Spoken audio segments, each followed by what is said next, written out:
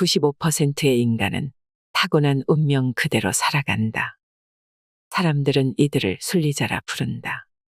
5%의 인간은 본성을 거스르는 능력을 갖고 있다. 이 능력으로 인생의 자유를 얻고 경제적 자유를 누린다. 유전자, 무의식, 자의식의 꼭두각시에서 벗어난 자. 사람들은 이들을 역행자라 부른다. 사례 1. 유튜버 냉철은 고교 졸업 후 체대에 들어가고 보니 세상에는 괴물 같은 육체를 타고난 사람이 많았다. 반면 자신은 특별함이 없다고 생각했다.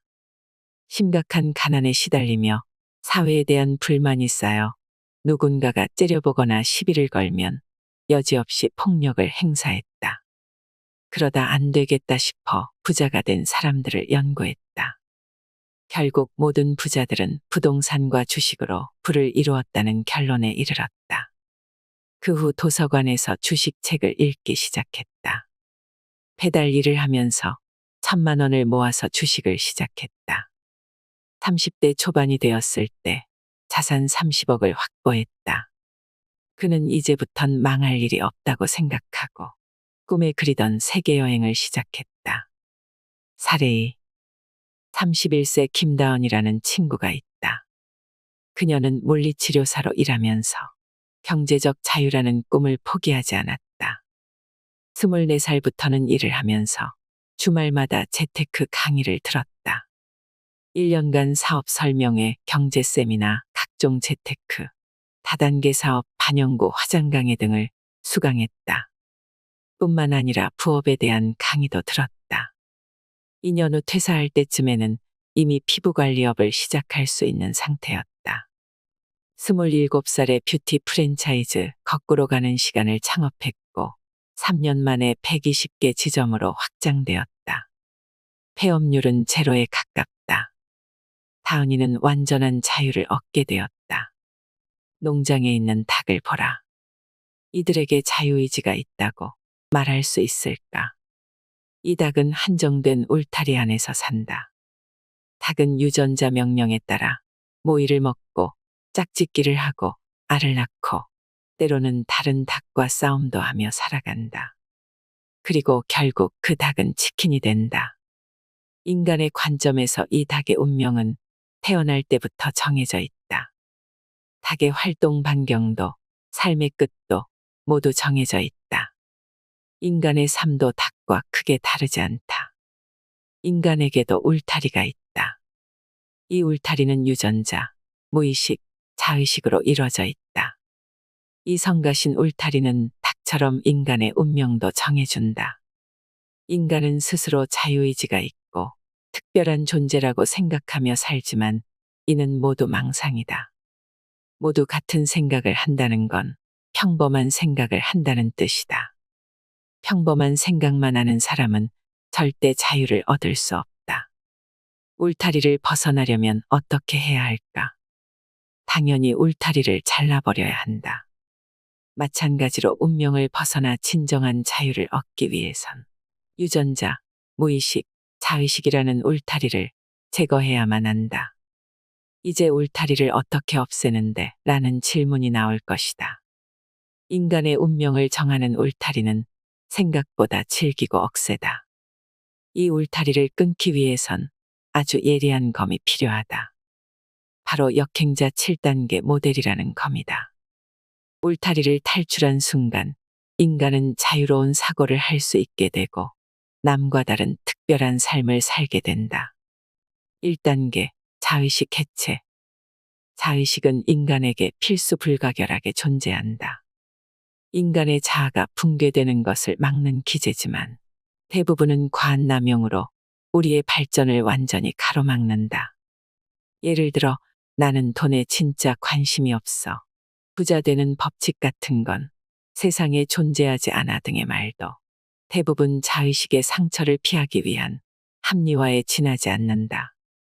누구보다 돈을 원함에도 돈은 좋은 거야라는 걸 인정하는 순간 본인의 인생이 부정당하기 때문이다. 대다수는 돈에 대한 트라우마와 공포 때문에 회피라는 어리석은 결정을 한다. 결국 이들은 투영하기를 통해 먼 곳에 자아를 투영하여 인생을 모두 낭비해버린다. 대다수의 사람들이 돈을 대하는 태도도 마찬가지다. 그토록 권하지만 꼭 중요한 건 아니야 라고 말한다. 적은 봉급을 보면서 사회가 잘못되었어라며 남 탓만 시전한다. 돈에 대한 지식이 눈앞에 있더라도 이건 천박한 사람들이나 보는 거야라며 회피한다. 과잉자의식으로 모든 기회를 놓친다. 회피만 반복한다. 열등감이 발동되거나 자기 합리화가 시작될 때 우리는 스스로 못남을 인정해야 한다. 타인에게 자신을 투영하며 현실에서 도망쳐선 안 된다. 그 불편한 감정으로 어떻게 자신이 발전할 수 있는가 고민할 때 인간은 한 단계 더 성장한다. 자의식 3단계. 탐색, 자신의 기분 변화 등을 잘 관찰하고 이 기분이 어디에서 오는지 확인한다. 인정. 기분 변화의 이유를 객관적으로 잘 살펴보고 현재 자신의 처지와 비교해서 인정할 것은 순순히 인정한다. 전환. 인정을 통해 열등감을 해소하고 이걸 변화의 계기로 삼기 위한 액션 플랜을 만든다. 자의식 해체는 정서적으로도 건강하게 만들 뿐만 아니라 학습력을 크게 향상시키고 의사결정력을 높여준다. 내가 자의식 해체를 제일 먼저 이야기하는 이유는 간단하다. 이게 안 되면 내가 앞으로 말하는 어떤 것도 실현할 수 없기 때문이다. 2단계, 정체성 만들기. 철학자 비트겐슈타인은 언어의 한계는 세계의 한계라는 말을 남겼다. 마찬가지로 정체성의 한계는 인간의 한계다. 가령 평범한 한국 사람이란 정체성을 가진 이가 경제적 자유에 다가갈 가능성은 0%다. 한편 한 달에 1억 벌 수 있는 사람이라는 정체성을 가진 이는 여기에 근접할 가능성을 조금이나마 갖게 된다. 이는 자신의 정체성을 마음대로 조종할 수 있다면 대단한 노력 없이도 목표에 도달할 수 있다는 뜻이다. 자의식 해체를 이루었다면 새로운 자의식을 세워야 할 차례다. 정체성은 삶의 동기다. 자동차가 앞으로 나아가기 위해선 연료가 있어야 하듯이 사람도 정체성이라는 연료가 필요하다.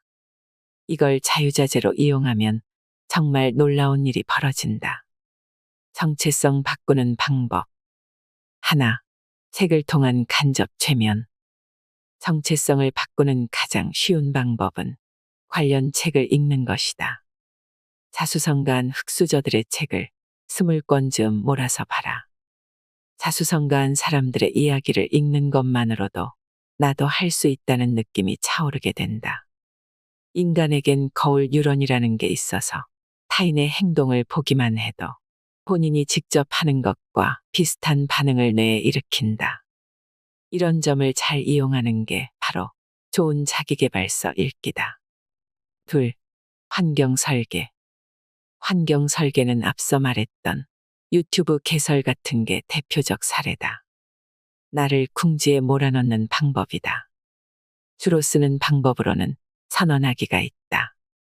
주변 사람들에게 난 땡땡이 될 거야 라고 떠드는 것이다. 예를 들어 내가 굉장히 자주 하는 것 중 하나는 목표를 사람들에게 선언하고 그걸 못 이룰 경우 벌금을 내는 일이다. 나는 게으르고 합리화에 능한 사람이란 걸 잘 알고 있었다. 그래서 무리하게 집을 옮기고 일부러 비싼 차를 빌렸다. 사무실도 각각 월 1,000만 원씩 총 2천만 원의 월세를 내야 하는 곳으로 이사했다. 이런 식으로 생존에 위협이 되는 상황을 만들어야만 죽어라 일하게 된다는 걸 알고 있었다. 그래서 그렇게 환경을 설계한 것이다. 셋, 집단무의식. 경제적 자유를 얻고 싶다면. 그렇다. 경제적 자유를 원하는 사람들이 모인 집단에 들어가면 된다. 돈을 벌고 싶다면 돈에 관심 많은 사람들 속으로 들어가야 한다. 단톡방도 좋고 소모임도 좋다. 처음 나가보면 뭐 이렇게들 돈에 집착하지 하는 생각도 들 것이다. 하지만 꾸준히 나가다 보면 저절로 물들게 된다. 점차 그곳 사람들에게서 인정받고 싶은 마음이 생기면서 책을 읽고 임장을 나가고 차트를 분석하고 트렌드를 챙겨보게 된다. 3단계 유전자 오작동 극복. 내가 좋아하는 말이 있다. 자신이 일평생한 의사결정의 총합이 현재의 인생이다. 잘못된 의사결정을 반복적으로 한 사람이 불행해지거나 가난해지는 건 당연한 일이다. 왜 누구는 똑똑한 결정을 반복하고 왜 누구는 어리석은 결정만 반복할까? 단순히 지능 때문이라고 말하기엔 어리석은 결정을 반복하는 고학력자들이 도처에 널렸다. 그렇다면 어떻게 하면 좋은 의사결정을 반복해 인생의 자유를 얻을 수 있을까? 간단하다. 유전자 오작동을 이해하면 된다. 질문 1. 사람들의 눈치를 보면서 판단 오류를 범하고 있지 않은가? 평판 오작동. 원시시대는 좁은 범위의 부족 사회였기 때문에 평판이 무엇보다 중요했다. 평판을 잃으면 생존과 번식이 불리하여 매우 절망적인 상황에 처한다. 그래서 우리 유전자는 평판을 잃는 것에 큰 두려움을 느끼도록 진화했다. 밥을 혼자 먹는 게 창피한가? 유전자 오작동일 뿐이다. 남들과 다른 길을 가는 게 창피한가? 역시 유전자 오작동일 뿐이다. 대기업을 퇴사한 후 꿈을 이룰 수 있는 소기업에 가면 명함이 달라질까 걱정되는가? 유전자 오작동이다. 남의 눈치를 보는 건 집단에서 평판을 지키라는 유전자 코드가 작동한 것뿐이다. 본능을 역행해야 한다. 질문 2. 지금 나는 새로운 것을 배우는데 겁을 먹고 있나? 새로운 경험에 대한 오작동. 스스로 필요 없다고 말하지만 사실 낯선 일을 배우는 것에 본능적 두려움이 있었던 걸지도 모른다. 당신은 애써 배움을 피하며 합리화하고 있는 건 아닐까? 인간의 두뇌는 현재의 삶이 만족스러울 경우 지금까지 유지해온 습관을 지키려는 경향이 있다. 뇌의 칼로리 소모를 낭비하지 않도록 진화한 것이다. 그렇기에 새로운 일을 배우는 것에 대해 거부감을 갖는 본능이 존재한다. 새로운 것을 배울 때 거부감이 든다면 이건 유전자 오작동이야 라고 생각하며 스스로의 뺨을 때린 후에 나의 길을 걸어가야 한다. 질문 3. 손해를 볼까봐 너무 과도한 스트레스를 받는 게 아닐까? 손실 회피 편향. 인간은 이득보다는 손실에 매우 민감하게 반응하도록 진화했다. 1억 원을 벌던 사람이 1억 1천만 원을 벌게 되어도 기쁘지 않다. 하지만 9천만 원을 벌게 된다면 매달 1천만 원씩 잃고 있어 라고 생각하며 뇌가 위기 신호를 보낸다. 스트레스에 시달리는 것이다. 사업하는 사람들을 보면 이런 기초적인 계산도 못하는 사람들이 있다. 알바비를 1.2배 주면 오히려 더 인재가 몰리고 장기적으로 이득을 본다. 그러나 수준 낮은 사장들은 1.2배를 주면 50만 원이 손해인데 라는 생각 때문에 사업을 키우지 못하고 장기적으론 사업을 망하게 만든다.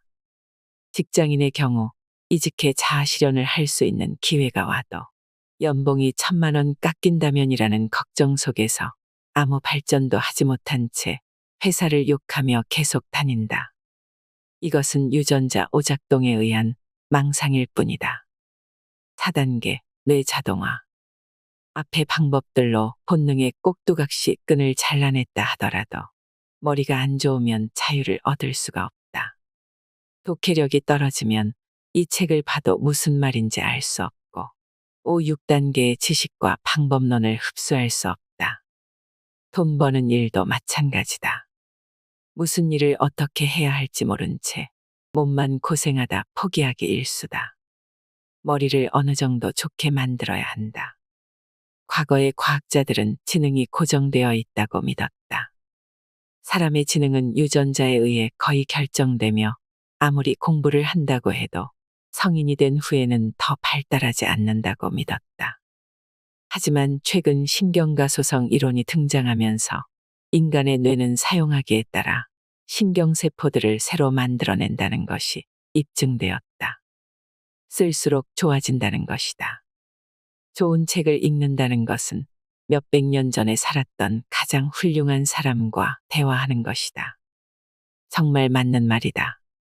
2년간 2시간씩 책 읽기와 글쓰기를 해라. 나머지 시간에는 놀아도 좋고 쾌락을 추구해도 좋다. 그러면 당신의 뇌는 발달하고 최적화를 이룬다.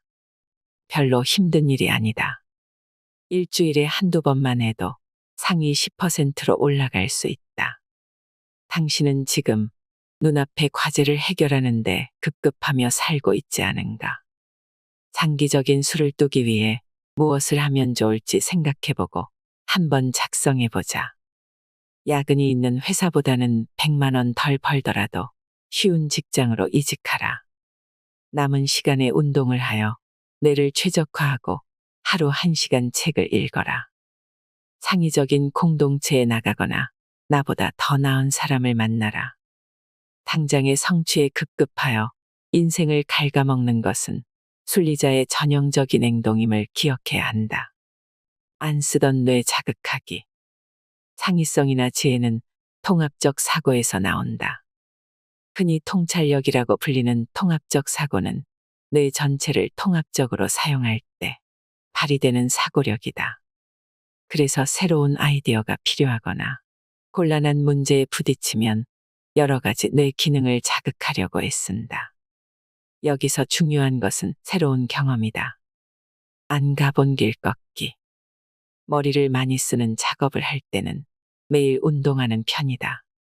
운동을 하면 집중력이 극도로 높아지고 창의적인 상태를 만들어준다. 특히 운동하고 샤워를 마치면 다 소진되어 버린 집중력이 다시 돌아온다. 내가 가장 추천하는 건 바로 걷기다. 충분한 수면.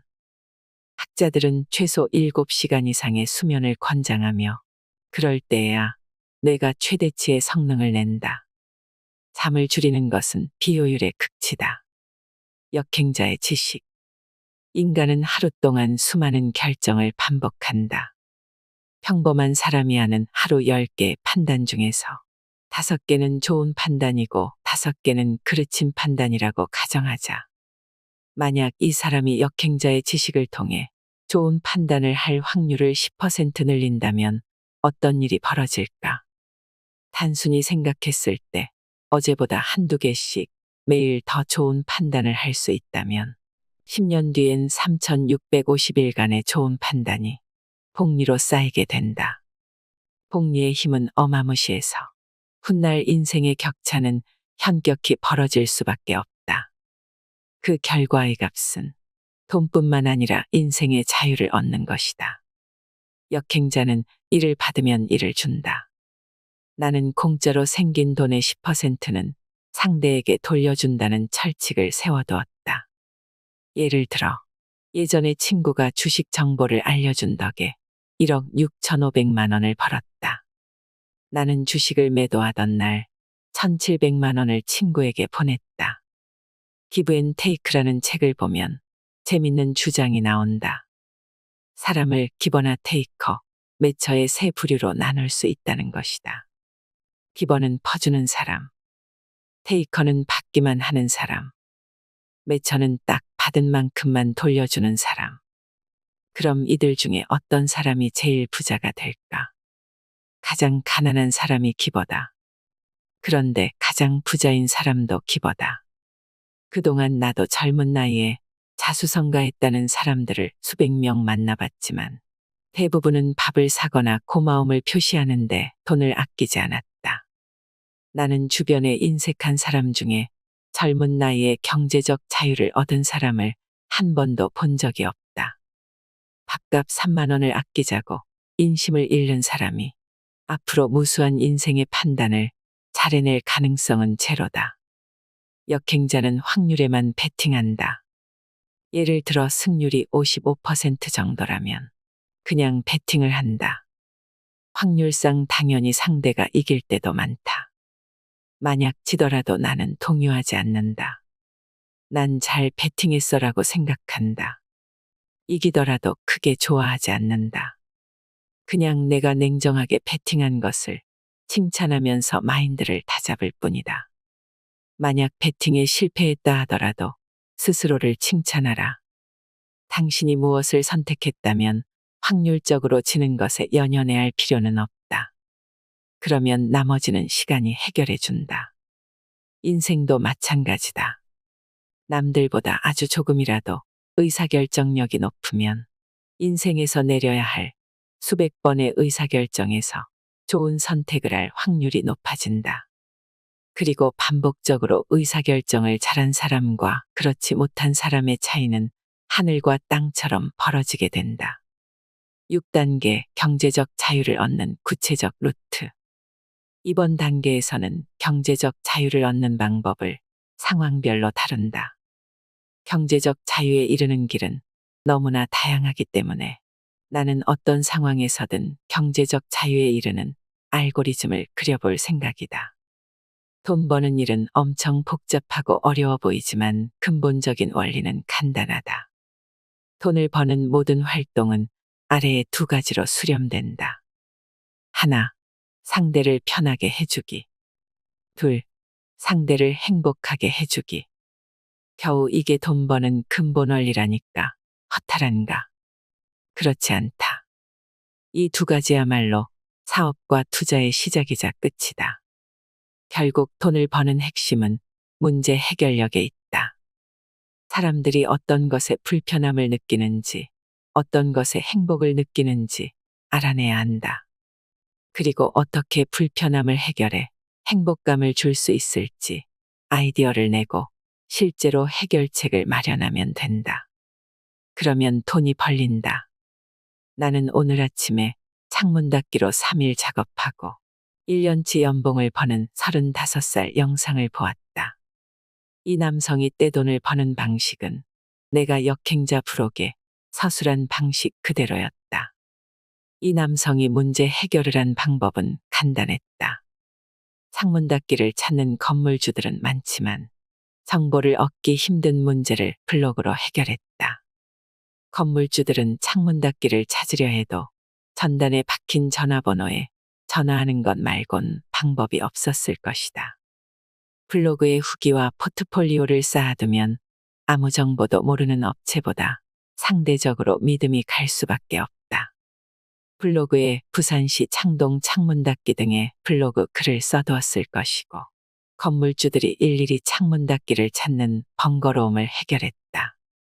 그렇기에 이 사람은 하루 일당으로 50에서 100만 원씩 벌어들이고 있다. 사람들의 불편한 점을 문제 해결력으로 해소해 주었기 때문에 돈을 버는 것이다. 참고로 나는 디자인 재능이 전혀 없으며 어떤 프로그램도 만질 줄 모른다. 내가 만약 지금 로고 회사를 만든다면 다음과 같은 플로를 따라 월 3천만 원씩 벌 자신이 있다. 무료 홈페이지 제작 플랫폼을 이용해 로고 디자인 사이트를 만든다. 로고의 시장가를 조사한다. 전문가가 만든 로고는 최소 10만 원에서 시작하며 크몽에선 5만 원에 판매하는 것을 확인했다. 나는 초보이므로 로고 제작가를 2, 3만 원대로 책정한다. 로고 회사에 의뢰해서 판매 시스템을 알아본다. 보통 로고 회사는 3개의 시안을 주고 범위를 좁혀나가면서 의뢰자를 만족시킨다는 걸 알게 되었다. 나도 3개의 시안을 준비한다. 로고를 만드는 플랫폼을 이용해 로고를 디자인한다.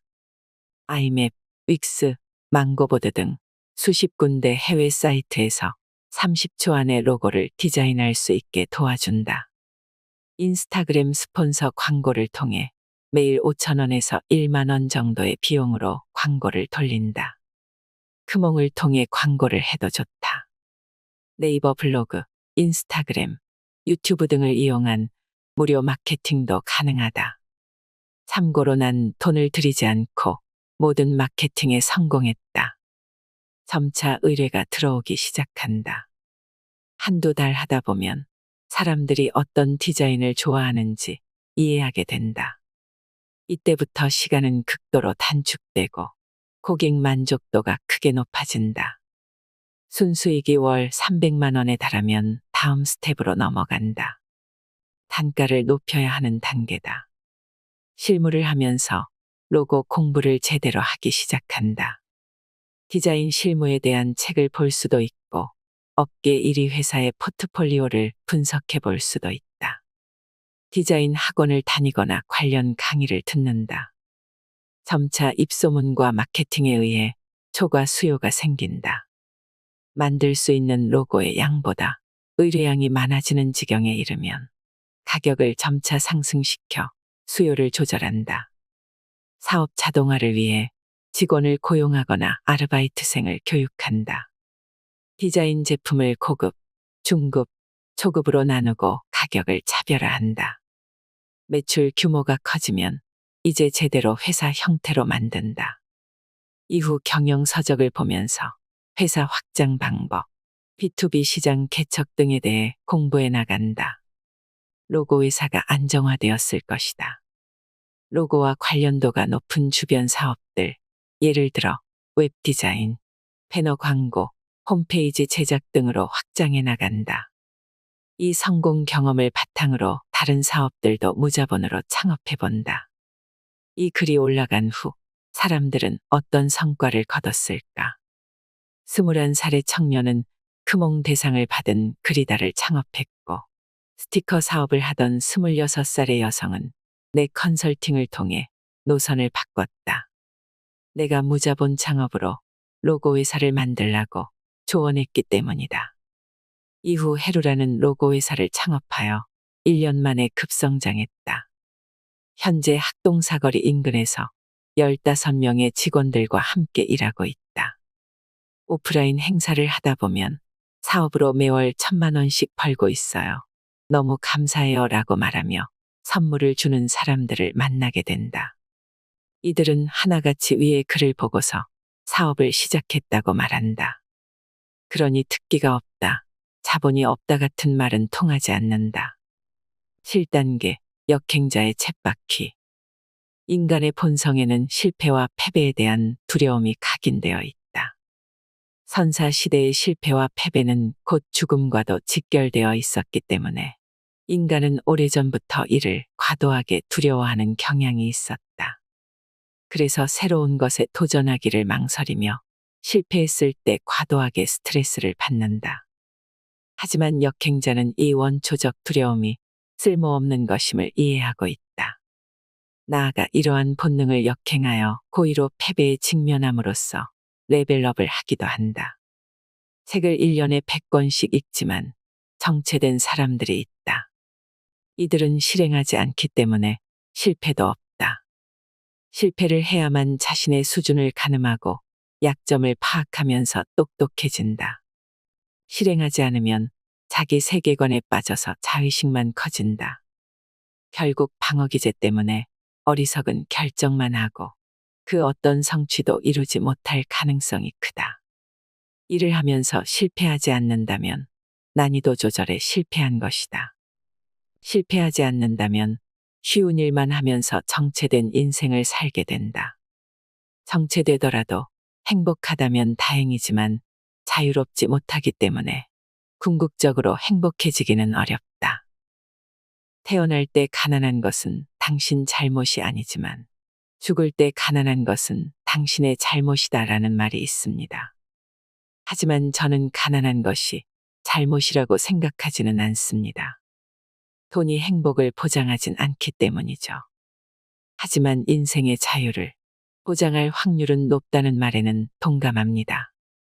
그 확률을 높이기 위해서라면 가장 먼저 해야 할 것이 무엇일까요? 오늘 영상이 당신의 인생에 새로운 도전과 영감을 불러일으킬 수 있었길 바랍니다. 이상으로 인생의 품격이었습니다. 하루하루 당신의 품격이 더 빛나길 바랍니다.